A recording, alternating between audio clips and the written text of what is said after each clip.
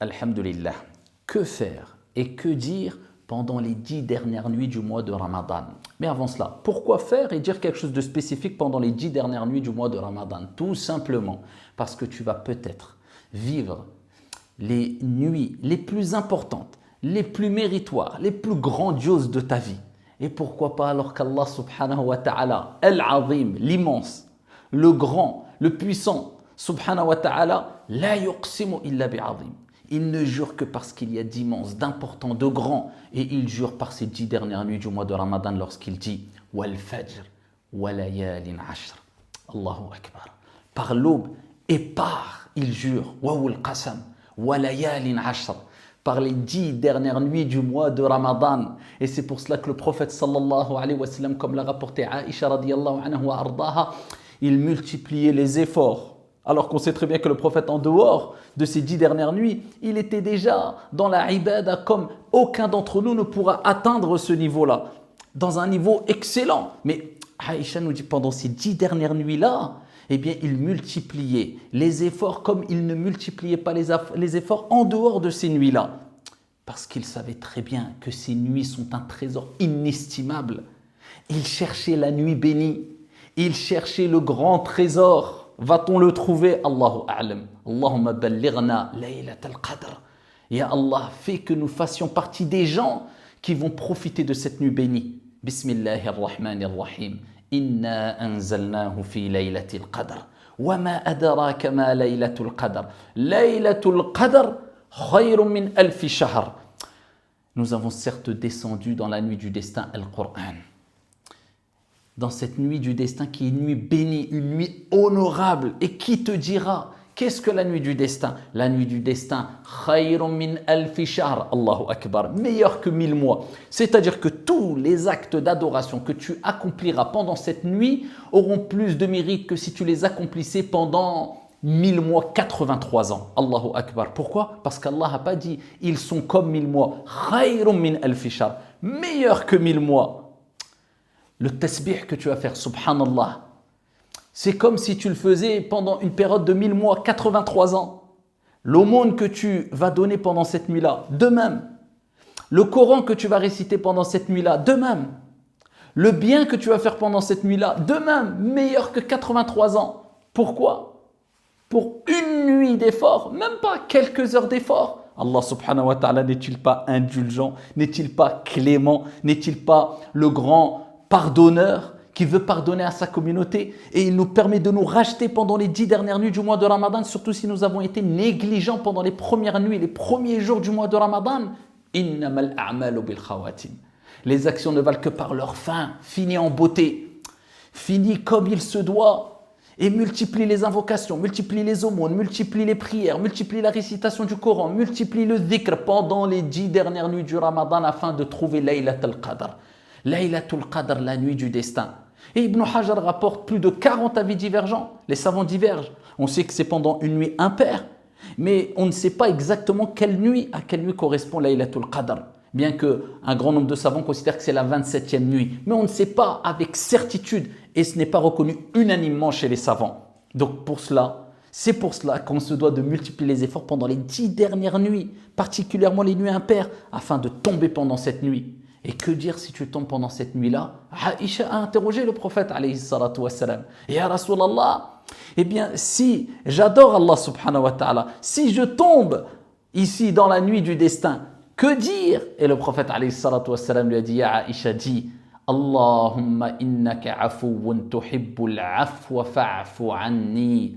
Allahumma innaka afuwun. Oh Allah, tu es le grand pardonneur. Tuhibbul afwa, tu aimes pardonner. Fa'fu anni, pardonne-moi, Allah. Multiplie cette invocation pendant les 10 dernières nuits. Le reste, Dieu s'en occupera. Oui, mais j'ai envie de demander ceci et cela à Allah. Non, demande pardon à Allah subhanahu wa ta'ala. Purifie-toi et t'inquiète pas qu'Allah sait ce que tu désires mieux et plus que toi, tu ne sais ce que tu désires. Il te donnera. Toi, demande le pardon à Allah. multiplie l'istighfar, multiplie cette invocation. Allahumma innaka afouun tuhibbu al-afwa fa'fu anni pendant les 10 dernières nuits du mois de Ramadan. Même si toi, tu es, ma sœur, dans une situation qui est un peu délicate, tu es dans ta période de menstru, la haraj, pas de mal, fais du dhikr.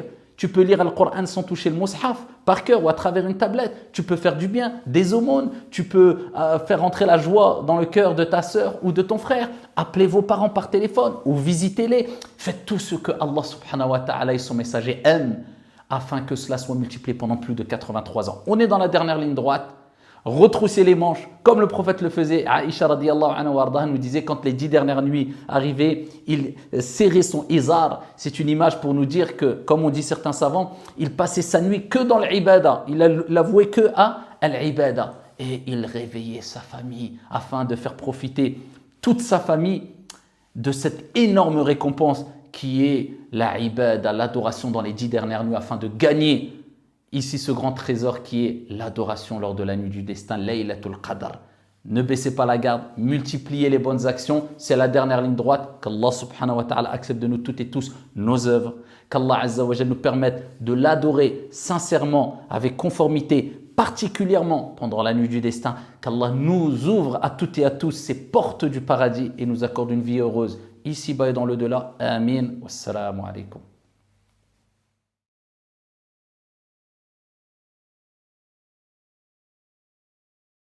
Pour votre soutien.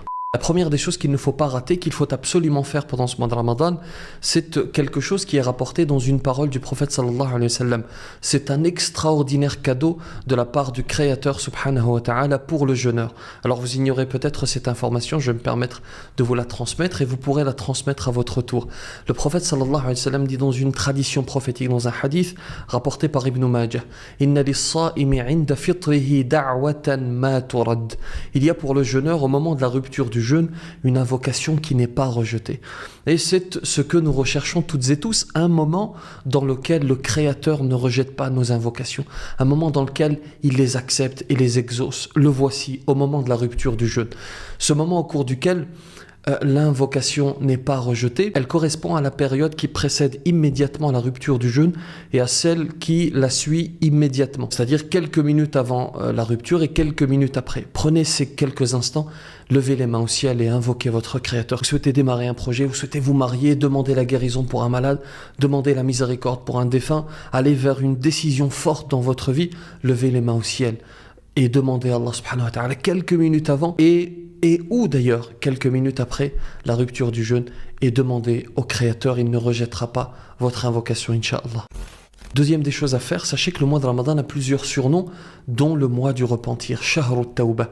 Et il est absolument capital de sortir de ce mois avec un changement, avec une réforme que nous avons entamée. Prenez le temps, quelques instants de réfléchir, de souffler, de réfléchir à ce que ça vaut le coup.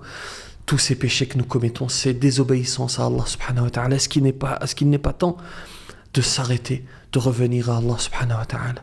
Est-ce qu'il n'est pas temps de lui obéir?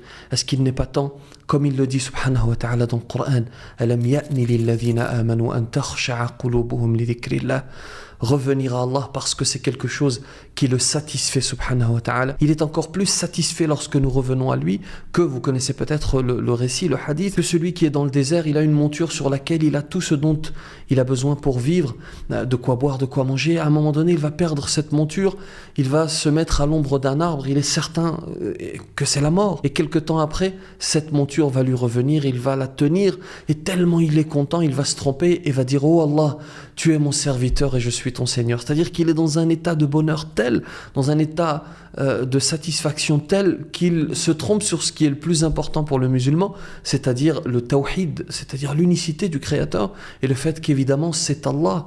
Nous sommes les serviteurs d'Allah subhanahu wa ta'ala. Et le prophète sallallahu alayhi wa sallam nous dit Allah, notre Créateur, est encore plus satisfait lorsque nous revenons à lui que cet homme qui a retrouvé sa monture. Et le repentir, vous en connaissez certainement les conditions, je vais vous les citer très rapidement. La première des conditions, c'est d'être sincère dans sa démarche. La deuxième, c'est de regretter ce que nous avons fait, les péchés que nous avons commis. Le troisième, c'est de stopper immédiatement le ou les péchés que nous commettions. Le quatrième, c'est de rester déterminé à ne pas recommencer, à ne pas revenir à ces péchés. Et le cinquième, c'est de se repentir avant qu'il ne soit trop tard, avant de repartir vers Allah subhanahu wa ta'ala. Et sachez pour terminer sur ce point qu'il est possible de faire ce que l'on appelle la prière du repentir. Ce sont 2 unités de prière que l'on fait à n'importe quel moment après le repentir, que ce soit immédiatement après le repentir ou bien après. 2 unités de prière pour marquer le repentir et pour partir sur une bonne base, qu'Allah subhanahu wa ta'ala nous accorde sincérité et qu'il accepte notre repentir. La troisième des choses à faire avant que ce mois de Ramadan ne s'en aille, et j'en termine par là, c'est une notion, c'est une adoration qui souvent est comprise de manière partielle. C'est le fait de faire un don. Alors, la première des choses qui nous vient à l'esprit, c'est le don pécunier. Et bien entendu, cela est recommandé et qu'Allah subhanahu wa ta'ala accepte nos aumônes. Mais il y a bien d'autres manières de faire des dons. Le fait par exemple de pardonner, d'offrir son pardon, c'est un don également. Le fait de sourire, le fait de répandre la bonne parole. Et il y a une parole, un hadith dans lequel le prophète sallallahu alayhi wa sallam nous résume bien cela. Il dit que la paix soit sur lui. Le fait de sourire à ton frère est une aumône. Le fait que tu ordonnes le bien et que tu interdises le mal, c'est une aumône.